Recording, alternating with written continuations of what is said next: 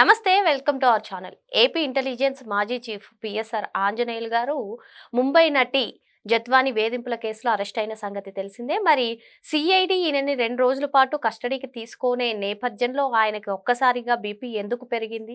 ఇది నిజంగానే ఆయన అనారోగ్యం చెందారా? లేదు అంటే పోసాని కృష్ణమురళి లాగా ఏదైనా డ్రామా ప్లే చేస్తున్నారా? ప్రస్తుతం ఇది చర్చనీయాంశంగా మారింది. దీనిపైన వివరించడానికి మనతో పాటుగా ఉన్నారు సోషల్ యాక్టివిస్ట్ శ్రీలీల గారు. నమస్తే మేడం. నమస్తే అమ్మా. పోసాని కృష్ణమురళి ఏ విధంగా ప్రవర్తించారో అందరికీ తెలిసిందే. మరి ఇప్పుడు కూడా పిఎస్ఆర్ ఆంజనేయులు గారు ఆ డ్రామా ప్లే చేస్తున్నారా? లేదు అంటే ఆయన నిజంగానే హై బీపీ వచ్చిందా? ఏమంటారు? మీరేమంటారు? విచారణ నేపథ్యంలోనే ఇలా జరగడానికి కారణం ఏమంటారు? పిఎస్ఆర్ ఆంజనేయులు అతను జగన్ విధేయుడు. ఎప్పటికీ కాదు, ఇప్పటికి కూడా. అంతకుముందే వాళ్ళు అధికారంలో ఉన్నప్పుడే కాదు, ఇప్పటికి కూడా అతను అదే విధంగా వైఎస్ఆర్సీపీ పార్టీకి సంబంధించిన వ్యక్తే కానీ పోలీసులకు సంబంధించిన వ్యక్తి కాదు. ఒక ఏదైతే శాంతి భద్రతలను కాపాడే అధికారిగా ఎప్పుడూ అతని ప్రవర్తన లేదు అనేది అసలు జీవిత చరిత్ర ఏంటి అనేది ఒకసారి మనం వెనక్కి చూసుకుంటే, ఒకప్పుడు ఏదైతే మనకి విజయవాడ ఉందో, విజయవాడలో అతను సూపరింటెండెంట్గా చేసినప్పుడు కానీ అతను అధికారంలో ఉన్నప్పుడు ఏం చేశాడు అని అంటే ఎన్నో విధాలుగా అప్పట్లో వల్లభనేని వంశీ టీడీపీ పార్టీలో ఉండటం ఎమ్మెల్యేగా, అదేవిధంగా ఇతనికి పడేది కాదు. కొన్ని సమస్యల వల్ల ఎవరైతే నెహ్రూ ఉన్నారో అతనికి కూడా కొన్ని సమస్యలు ఉండేవి. వీళ్ళందరి వల్ల ఏం జరిగిందంటే వల్లభనేని వంశీ ఒక ఛానల్లో కూర్చొని ఇతన్ని అక్కడి నుంచి సస్పెండ్ చేయించడం, వేరే చోటకి బదిలీ చేయించడం జరిగింది. ఇతను ఏ విధంగా ప్రవర్తించాడు అనేది చూసుకుంటే పోలీస్ అనే ఒక దీన్ని ట్యాగ్ను ఉపయోగించుకొని ఇతని ప్రవర్తన, ఇతని ధోరణి ఏ విధంగా ఉండేది అంటే, విజయవాడలో ఒక కాలనీకి సంబంధించిన కొంతమంది వ్యక్తులు ఏదో ఒక చిన్న గొడవ గురించి ఇతని దగ్గరకు రావటం, అక్కడ ఒక పారిశ్రామికవేత్తకు సంబంధించిన కుటుంబం ఒక లేడీ ఫోన్ నెంబర్ ఇతని దగ్గరకు చేరటం జరిగింది. ఆ లేడీకి పదే పదే ఫోన్ చేసి, మీరు చాలా అందంగా ఉన్నారు, మీ హెయిర్ స్టైల్ చాలా బాగుంది, లాంగ్ డ్రైవ్కి వెళ్దామా, మీకు వంట చేయడం వచ్చా, మరి భోజనానికి పిలవచ్చు కదా, ఇలాంటివన్నీ కూడా మీ ఏజ్ అంతా ఇంకా చాలా చిన్నపిల్లలానే కనిపిస్తున్నారని ఇంత చండాలమైన మాటలు మాట్లాడుతూ ఇబ్బంది పెట్టడమే కాకుండా, ఒకరోజు రాత్రి 11 గంటల నుంచి ఏకుజామున 4 గంటల వరకు ఫోన్లు చేస్తూనే ఉన్నారంట. మరి ఆ ఫోను ఆవిడ ఆన్సర్ చేయకపోవడంతో తెల్లారేపాటికి ఆ ఇంటి ముందుకు పోలీస్ జీప్తో సహా ఎవరైతే ఒక ఎస్ఐ కానిస్టేబుల్ రావటం, ఫోన్ తీసుకొని సార్ లైన్లో ఉన్నారు మేడం, మీరు ఫోను సార్ది ఆన్సర్ చేయట్లేదంట కదా అని అడగటం. మరి అట్లా ఉన్నతమైన కుటుంబంలో ఉన్న లేడీ పరిస్థితి ఎలా ఉండిద్ది? మనం పోకిరి మూవీలో చూస్తే సేమ్ సీన్, ఒక నెగిటివ్ క్యారెక్టర్ అక్కడ ఉంటుంది. మరి అదేవిధంగా ఇతను ప్రవర్తన ధోరణి, అదేవిధంగా ఇంకొక లేడీతో సేమ్ ఇలానే ఫోన్ చేయటం, ఆవిడ ఆన్సర్ చేయకపోతే తెల్లారేపాటికి వాళ్ళ ఇంటి ముందు పోలీస్ జీప్ ఉండటం. మరి పోలీసులు సార్ మాట్లాడతారు, మీరు ఫోన్ సార్ది ఆన్సర్ చేయట్లేదు కదా అని చెప్పేసి ఫోన్ ఇవ్వటం. మరి ఇవన్నీ చూస్తుంటే ఇతను ఎంత భయంకరమైన రాక్షసానందం ఇతంది. ఆడవాళ్ళనే టార్గెట్గా ఎందుకు ఇతను ఈ విధంగా ఉన్నాడు? బట్ అప్పుడే కాదు, మొన్న కాదంబరి జత్వాని వరకు మనం చూస్తూనే ఉన్నాం. మరి ఇతను అదేవిధంగా 2 బ్యూటీ పార్లర్కి సంబంధించిన లేడీస్కి, అదే వాళ్ళు బ్యూటీ పార్లర్ రన్ చేసే ఇంటి ఓనర్కి మధ్య గొడవలో బ్యూటీ పార్లర్ లేడీస్ ఇద్దరికి కూడా ఇతను సపోర్ట్ ఇవ్వటం, ఆ ఇంటి ఓనర్ మీదే ఇతను తిరుగుబాటు చేయించటం, ఇవన్నీ చూస్తూ ఉంటే ఎందుకు ఈ విధంగా పోలీసులు వీళ్ళిద్దరికీ సపోర్ట్గా నిలిచారంటే, ఆ బ్యూటీ పార్లర్ రన్ చేసే వాళ్ళలో ఒక లేడీ కొంతకాలం తర్వాత వాళ్ళ హస్బెండ్కి విడాకులు ఇచ్చింది. ఎందుకు అసలు డైవర్స్ తీసుకుందంటే ఇతనే కారణం అనేది విచారణలో తేలిన విషయం. మరి ఇంత భయంకరమైన కథలు ఉన్న పిఎస్ఆర్ ఆంజనేయులు ఈ విధంగానే కాదు, అతను క్రిమినల్ మైండ్ తోటి ఏ విధంగా ఈరోజు చూస్తున్న వైఎస్ఆర్సీపీ పార్టీలో వల్లభనేని వంశీ జైల్లో ఉన్నారు, పోసాని కృష్ణమురళికి ఏ విధంగా సలహాలు సూచనలు తప్పించుకోవడానికి. మనం చూస్తే కేసిరెడ్డి రాజశేఖర్ రెడ్డి అతను విచారణకు హాజరవ్వకుండా ఏ విధంగా ఇతను వాళ్ళని ఇలా తప్పించుకోవచ్చు అనే సలహాలు సూచనలు ఇచ్చాడు.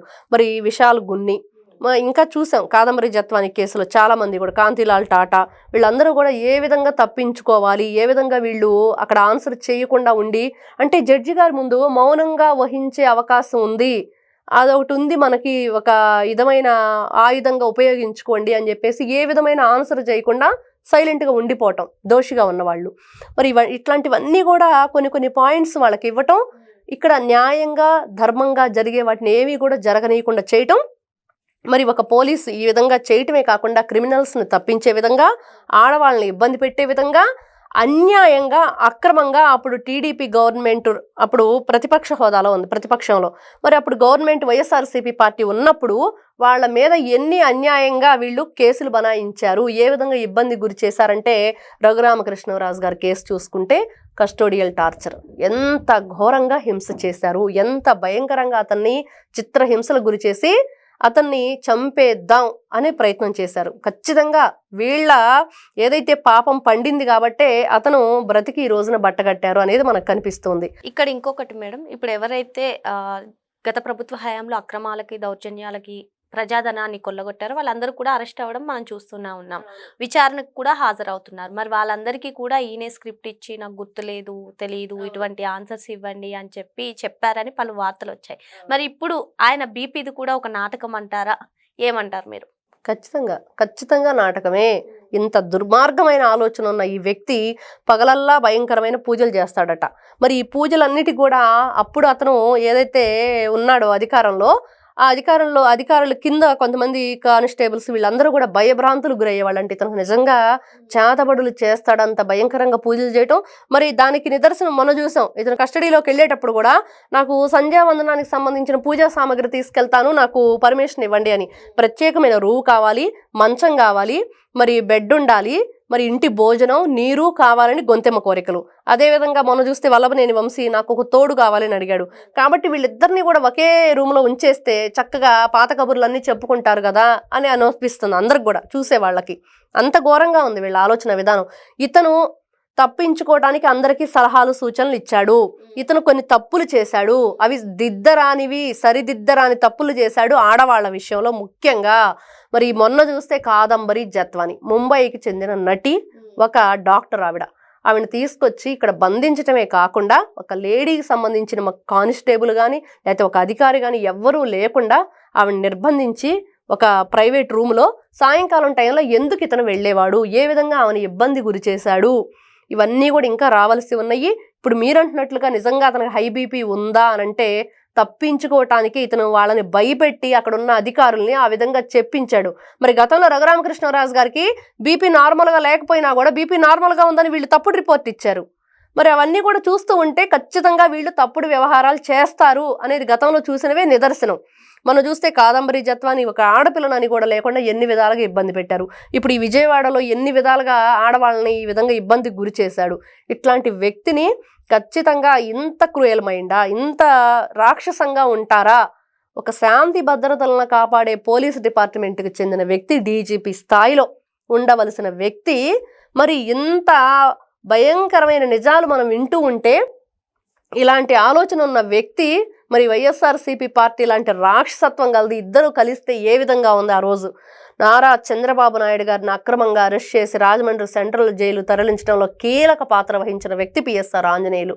మరి అక్కడ కొంతమంది మానవతా దృక్పథంతో రాజమండ్రి సెంట్రల్ జైల్లో నారా చంద్రబాబు నాయుడు గారు కూర్చోవటానికి ఒక కుర్చీ, పుస్తకం చదువుకోవటానికి, అదేవిధంగా భోజనం చేయడానికి ఒక చిన్న టేబుల్, అదేవిధంగా అక్కడ ఇండియన్ కమోడ్ ఉంది, వేరే కమోడ్ లేదు. కాబట్టి దాని మీద కూర్చొని లేవాలంటే ఇబ్బంది కాబట్టి లేవటానికి ఒక రాడ్డు సహకారంతో లేవటానికి ఒక రాడ్డు ఏర్పాటం జరిగింది. ఆ ఏర్పాట్లన్నీ ఎవరు చేశారు, ఎందుకు చేశారని నానా రభస చేసిన వ్యక్తి పిఎస్ఆర్ ఆంజనేయులు. అదేవిధంగా అతనికి ఇంటి భోజనం చేసేటప్పుడు కానీ, తీసుకొచ్చి పెట్టేటప్పుడు కానీ, మరి ఎవరైనా సరే వచ్చి ములాఖతులు మాట్లాడేటప్పుడు కానీ ప్రత్యేకంగా మాట్లాడటానికి వీల్లేదు. అక్కడ జైలు సూపరింటెండెంట్ ఆఫీసుకు సంబంధించి ఒక హాల్లో మాట్లాడుకోవాలి. మాట్లాడుకునేటప్పుడు కెమెరాలు, ప్రతి ఒక్క మాట కూడా వినిపించే విధంగా కెమెరాలు అమర్చి ఇతను చేసిన దాష్టికం అంతా ఇంత కాదు. ఇట్లాంటి వ్యక్తుల్ని ఏం చేసినా పాపం లేదు ఇది రోజు ప్రజలందరూ అనుకుంటున్నారు. మరి ఒకరోజు ఏ విధంగా విర్రవీగాడు. మరి కూటమి ప్రభుత్వం అధికారంలోకి వచ్చాక నారా చంద్రబాబు నాయుడుని కరవటానికి ఎన్ని ప్రయత్నాలు చేశారు.